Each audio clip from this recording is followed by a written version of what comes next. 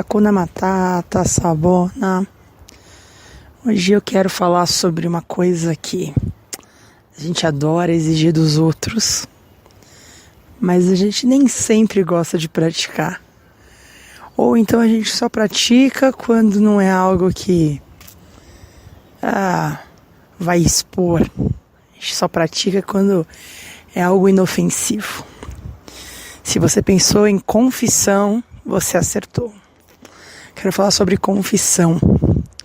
Muitas vezes a gente entende, ou foi ensinado, que confissão é só sobre aquele cenário policial, onde existe um interrogatório, e a pessoa que está sendo interrogada é coagida a admitir alguma coisa. Então, a confissão ganhou esse aspecto. Sempre que alguém confessa alguma coisa, parece que ela foi coagida a declarar ou a assumir algo que ela fez e que talvez não é tão bom assim, ou normalmente é algo negativo, algo prejudicial, e ela sempre foi coagida, ou pelas circunstâncias, ou porque alguém chegou e enquadrou, né? E falou, não, vai, confessa, fala o que você fez, é isso, você tem que falar, mas nunca por iniciativa própria. E existe um outro aspecto da confissão que é aquele do âmbito religioso, se a gente pode classificar assim, né? A Bíblia fala sobre confissão, mas a religião trata a confissão de uma maneira esquisita. Como que a Bíblia fala de confissão? Se você for lá em Tiago 5,16, fala: confessai as vossas culpas, os vossos pecados uns aos outros, para serdes curados. A religião pegou essa confissão mútua de um para o outro e automatizou o processo. Então, montou um confessionário, um lugarzinho específico para confissões, porque ela sabia que a confissão era importante. Mas apenas uma pessoa ouvia, e apenas ouvia, simplesmente ouvia. Ela não confessava. Então a pessoa ficava ali parada, dentro de um quartinho, de um móvel, né? Esse confessionário aí que você conhece, que você visualizou enquanto me ouve. E uma outra pessoa, que ela nem sabe quem, ela nem via, porque tinha uma tela, uma proteção, ela poderia discernir a voz e tal, mas ela nunca olhava olho no olho. Alguém chegava lá, falava qualquer coisa, o outro apenas ouvia e dava uma penitência. Olha, a sua penitência para essa culpa é tal. Se você praticar isso, você está liberado. A religião não pratica a Bíblia. Primeiro pelo princípio, que para confessar, você precisa ter uma via de mão dupla. Você confessa e você ouve a confissão do outro. E isso é que produz cura. Você falar dos teus pecados e ouvir os pecados do outro. Só que não só culpando a religião, mas nós vivemos hoje numa geração muito mimimi, né? As pessoas não conseguem ouvir os pecados uns dos outros. Se eu fico sabendo do pecado do outro, eu já corro pro Facebook, pro Twitter, para qualquer mídia e vou lá colocar textão.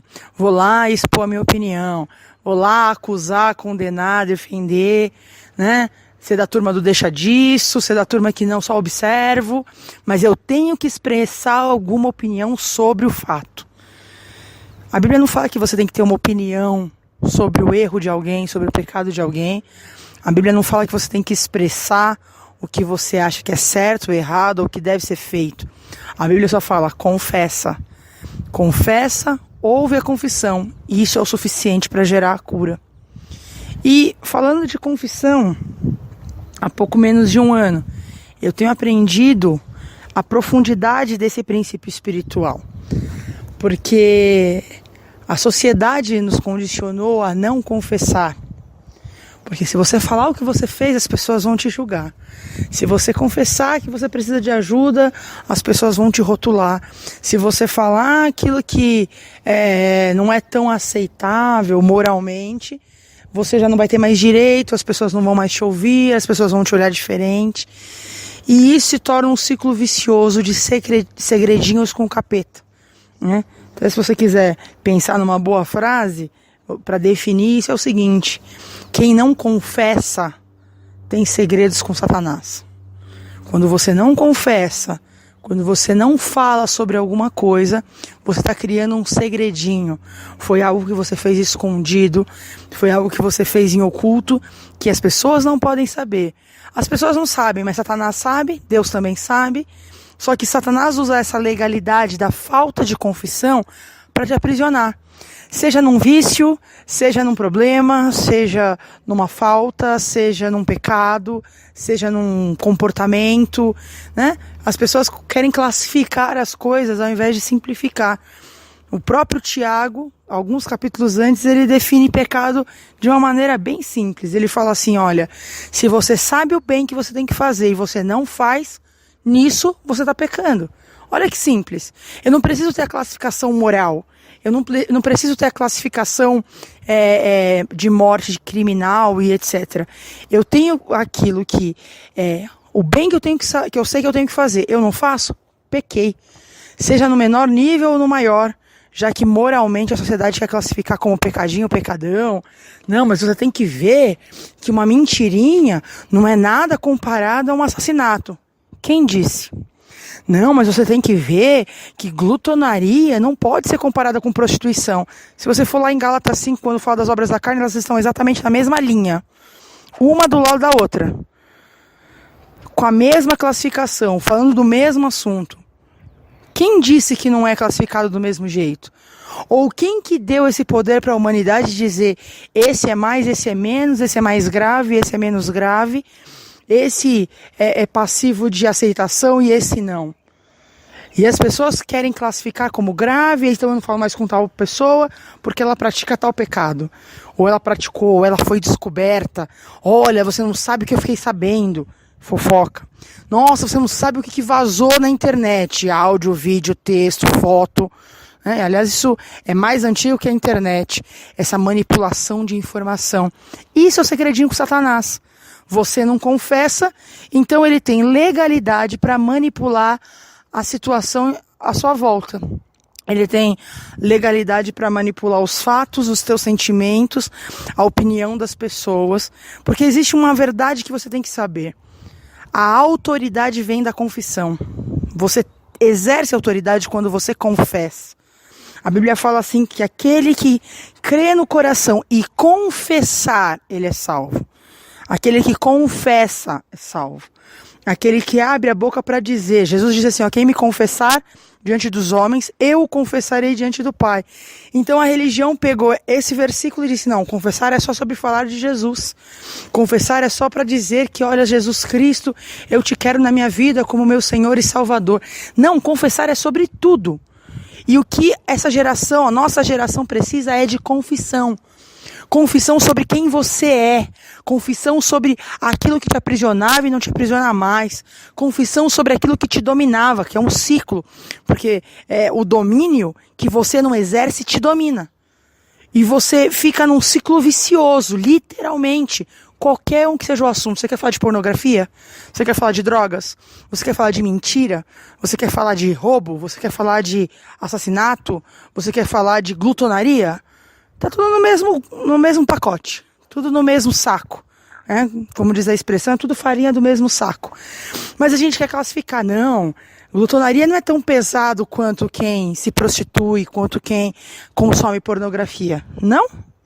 É pecado, você tá tentando contra o seu próprio corpo, uma de uma maneira física e outra de uma maneira emocional, mas você tá tentando contra o seu corpo. Você sabe o bem que você tem que fazer e você não faz, você não se domina.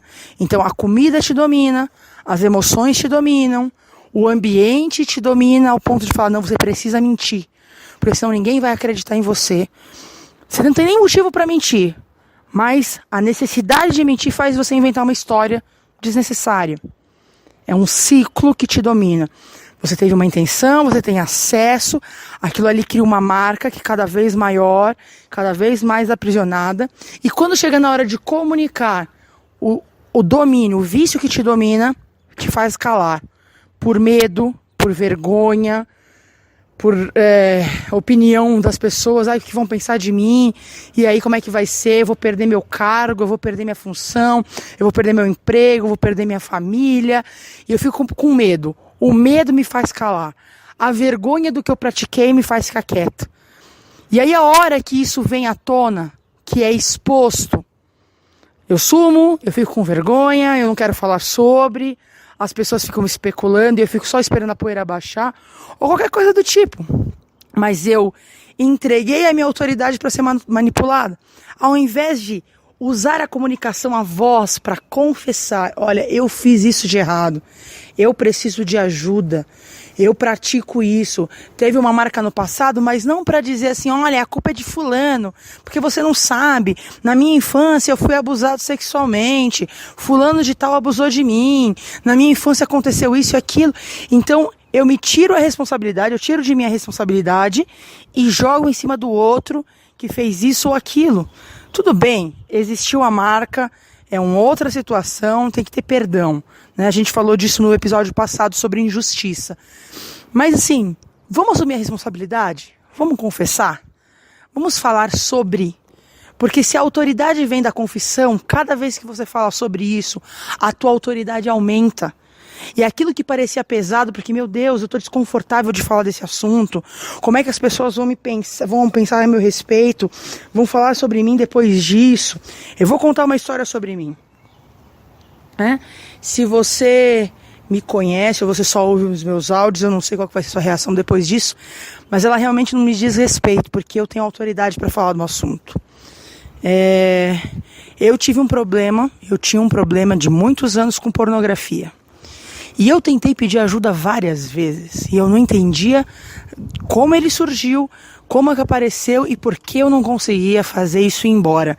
Eu já passei por todas as curas e libertações que você possa conhecer, dos mais renomados servos de Deus que trabalham, que têm um ministério focado em cura e libertação, até os mais próximos, até os mais chegados, até os mais específicos. O que você imaginar, eu fiz.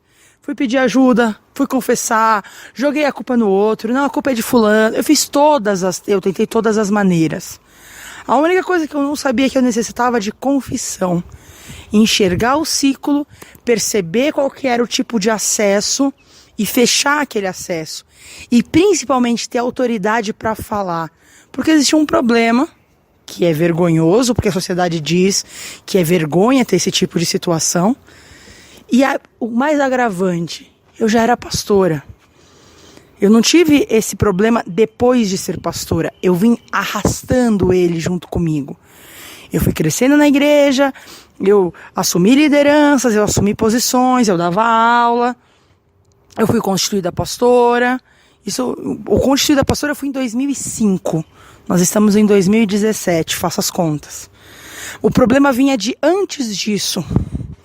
E durou até um pouco tempo atrás. Não chega a um ano ainda, quando eu entendi qual era o ciclo do domínio.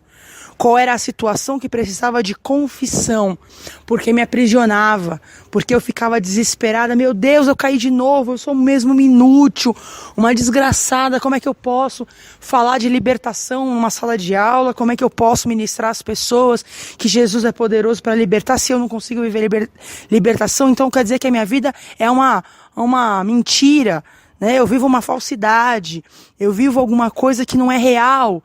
E o meu segredinho com Satanás, porque ninguém sabia disso, me atormentava dia após dia e eu não conseguia seguir em frente. Eu tinha períodos, entre aspas, limpos, em que eu administrava o vício. Mas vez ou outra acontecia uma situação e eu caía de novo. E aí começava todo o processo de culpa, de acusação, de ai Senhor, me perdoa, dando aquele show, chorava, esperneava, Deus, eu não quero ser mais assim, eu vou fazer um jejum, eu vou fazer um propósito, eu vou fazer uma campanha. Eu estava usando armas erradas para situações erradas. Para aquela situação, não era o meu jejum que ia resolver, não era a minha oração que ia resolver. Para aquela situação de domínio e de vício, o que resolvia era confissão. E eu até tentava procurar alguém para confessar. Mas eu não sei se a pessoa não tinha condição de me ajudar, ou não sabia lidar com aquele problema, ou talvez não tinha esse entendimento que eu tenho agora, que eu estou compartilhando com você. Ela me passava aquilo que a religião ensinou. Olha, para essa falta você tem essa penitência. Então vamos fazer o seguinte, fica um tempinho aqui quietinha, não dá aula para ninguém, não ministra ninguém, vamos ver como é que vai acontecer as coisas, né? Vamos te acompanhar de perto. Eu não sei o que significa até hoje o acompanhar de perto, porque acabava a conversa, a única coisa que eu enxergava eram olhos me acusando, ou me julgando, ou pensando, será que ela já está bem? Será que nunca mais ela fez? E como eu me sentia dessa forma, eu simplesmente decidia não falar mais no assunto. E passava um tempo, acontecia de novo, eu procurava uma outra pessoa, porque aquela primeira não tinha resolvido, dentro do meu entendimento. Até que eu entendi, eu recebi uma aula sobre isso, sobre ciclo de domínio, sobre acesso, sobre intenção, sobre marca, sobre aquilo que, na verdade, não tem a ver com se é droga, se é pornografia, se é sexo, se é prostituição, se é glutonaria, se é mentira, se é fofoca, se é homicídio, qualquer um dos pecados que você queira elencar. Não tem a ver com o tipo de pecado. Tem a ver com o plano de Satanás de te afastar de Deus, de quebrar o teu relacionamento com Deus, porque quando você se sente culpado por cair nesse ciclo, você corta todas as relações, você deixa de produzir testemunho, você deixa de abençoar as pessoas, porque você não se acha mais digno, você acha que Deus não pode confiar em você, que você traiu, e todos aqueles sentimentos que ao invés de produzir arrependimento, só produzem culpa, só produzem acusação. E esse é o ponto. A hora que eu entendi o desenho, que eu olhei e falei assim, agora eu sei o que é. Agora eu sei como é que vem a tentação, se você quiser colocar dessa forma. É quando acontece esse tipo de situação, eu vou lá e mergulho de novo no passado e volto às velhas práticas e acho que é isso que vai resolver e eu acho que é assim que Deus vai fazer e não é. E eu tenho aqui a maior liberdade de falar para você, sim, eu fui viciada em pornografia, eu já era pastora, eu já ministrava pessoas, mas eu só consigo fazer isso porque eu tenho autoridade da confissão. Você não vai poder dizer por aí que eu fiquei sabendo que a pastora Paulítias era viciada. Meu, você sabe? Nossa, quem diria, hein? Meu Deus, você não sabe o que eu li, você não sabe o áudio que vazou na internet. Não, você está ouvindo da minha boca. A voz que você está ouvindo contando isso é a minha. Eu não tenho mais como ser manipulada por causa de um segredinho que uma pessoa sabe e que pode ou não contar para alguém, que pode ou não me ameaçar com esse segredo. Você está ouvindo de mim algo que eu praticava e que agora eu entendo que não vai me dominar mais, porque agora quem exerce o domínio sou eu. Porque aqueles acessos que eu tinha, eu vigio e cada vez parece bobagem, né?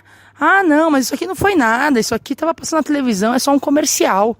Isso aqui eu estava lendo uma reportagem na internet de um portal realmente de notícia, né? Falando sobre o euro e o dólar e o sistema financeiro e de repente soltou um banner lá, saltou um banner fazendo propaganda, sei lá, vamos ser bem esdrúxulo, de camisinha. Não tem nada a ver, e passou direto, eu nem parei, nem cliquei, não foi nada disso. Mas quando eu tenho a autoridade da confissão, eu não desprezo os intentos de Satanás. Eu começo a observar no detalhe aquilo que me prendia, aquilo que travava o meu pensamento e me jogava.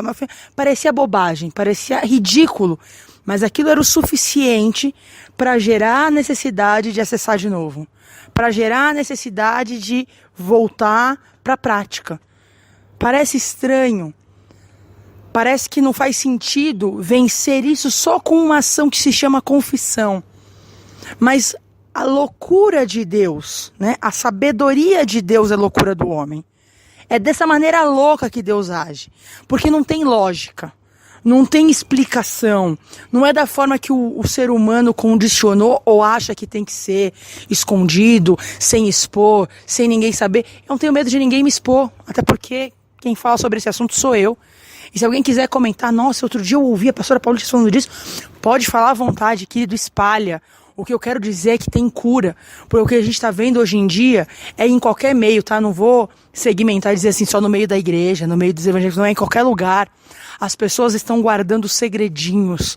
As pessoas estão fazendo as coisas escondidas, porque não confia mais em ninguém, ou porque tem segredinhos com Satanás, e Satanás está tendo legalidade para destruir essa geração. A geração mais mimimi que eu já vi na história. Todo mundo tem uma opinião sobre tudo, todo mundo reclama de tudo, e ninguém olha os próprios. Aí aqueles que falam assim, não, mas eu também reconheço que eu erro. Eu erro, mas eu acho que fulano deveria ter feito isso. Ou eu erro, eu reconheço, mas eu acho que a gente deveria fazer isso. E eu sempre tenho o eu acho. Sempre tenho isso deveria ser feito. Sempre tenho uma opiniãozinha para deixar no final do comentário. Deus não pediu a nossa opinião. Deus não pediu o que eu acho ou o que você acha. Deus pediu confissão. Satanás não suporta a confissão. Porque através da confissão o homem declara quem Deus é e o que ele pode fazer. Quando você abre a tua boca para confessar, o poder das palavras realmente liberta, porque você está tratando com a verdade. João 8, conhecereis a verdade vos libertará. Você passa a realmente tratar com a verdade.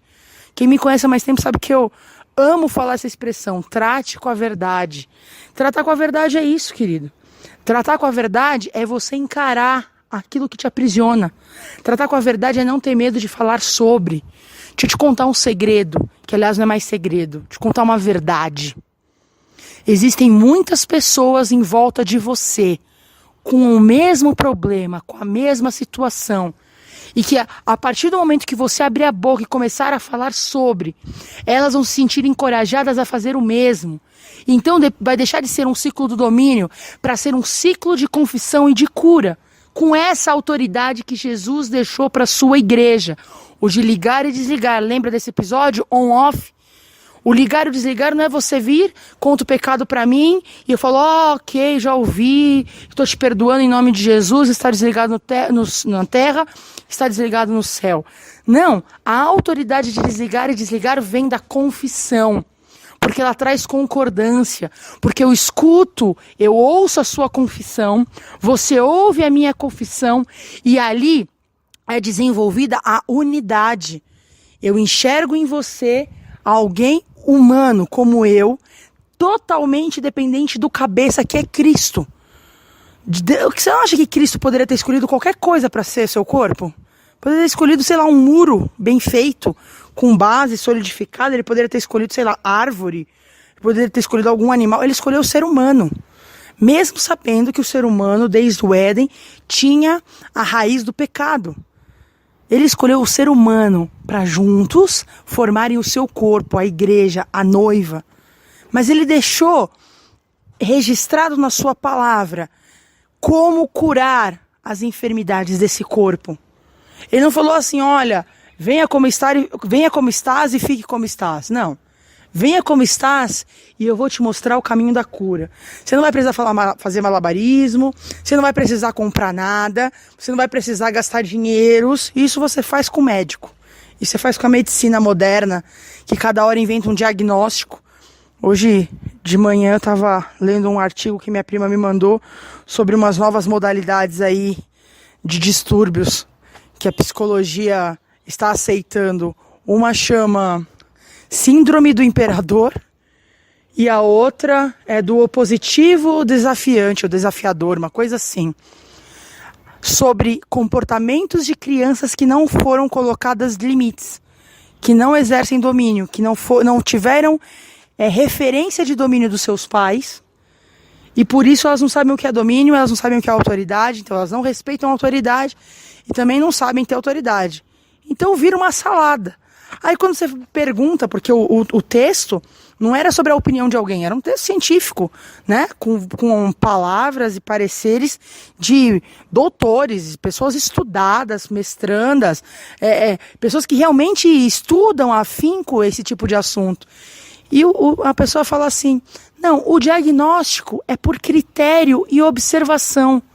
O diagnóstico não é por um exame de sangue, o diagnóstico não é por uma ressonância magnética, o diagnóstico não é por uma tomografia, o diagnóstico é por critério e observação. Então, se no meu critério eu olhar para você e achar que você tem esse distúrbio, eu assino se eu, por meu critério, ou pela minha observação, eu olhar para você e te rotular com esse sintoma, eu vou te diagnosticar como alguém que necessita de remédios caros, tarjas pretas, e que vão roubar a sua identidade, a sua personalidade. Mas isso é um tema para um outro podcast. O que eu queria fazer o paralelo é que Satanás age da mesma forma quando não existe a confissão.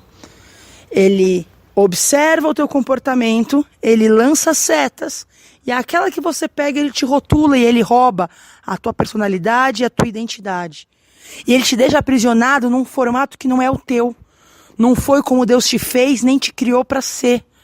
E o que nós precisamos é resgatar aquilo que Deus criou para que nós fôssemos. Porque só assim a gente vai poder produzir o testemunho que vence Satanás. Só assim a gente vai poder fazer aquilo que Lúcifer não conseguiu fazer no céu. E por isso ele foi destituído da sua posição. Ele foi destituído daquilo que era a sua porção. Satanás tenta remontar aquilo que foi a sua queda no homem todo santo dia, toda hora, todo minuto, todo segundo. E quando ele consegue te aprisionar num segredinho, quando ele consegue te aprisionar numa falha, em algo escondido, ele te descaracteriza. E é sobre isso que nós temos que meditar hoje. O quanto você tem confessado. O quanto você está disposto a confessar, a vencer limite, a vencer a opinião humana, a realmente ter autoridade, porque esse é o segredo. Às vezes você não confessa, você não procura ajuda, porque, o que a pessoa vai pensar, o que a pessoa vai dizer. Não. A tua autoridade é dizer, fui eu que decidi. Eu escolhi falar sobre. A pessoa pode me ajudar, a pessoa só vai ouvir o meu pecado. E assim, eu sei que eu estou curado, porque eu falei sobre. E vou te contar mais uma coisa. Cada vez que você fala sobre o assunto, é cada vez mais fácil, cada vez mais leve, cada vez mais simples falar sobre aquilo que Deus fez. O domínio que não te domina mais. E você volta a exercer a bênção de Gênesis 1:26. Deus criou o homem e deu uma ordem. Crescer, multiplicar, encher a terra, sujeitar e dominar. E você vai voltar a exercer o domínio. Não é o domínio para dizer quem manda. Não é o domínio para ser arrogante. Não é o domínio para dizer que você pode mais que o outro. Não. É o domínio do autocontrole. É o domínio daquilo que a palavra fala lá em Timóteo, que Deus não nos deu espírito de temor e de covardia, mas de amor, poder e moderação. Se você ler essa versão em inglês, moderação ele diz como self-control, ou seja, autocontrole. A moderação não é você ser o moderador de uma página no Facebook. Hoje você fica ali, não, eu sou da turma do deixa disso. Por favor, não brigue. Isso não é moderação. Moderação é você ter autocontrole. E autocontrole não é administrar o teu pecado. Não é administrar o teu vício. Autocontrole significa exercer domínio pela confiança.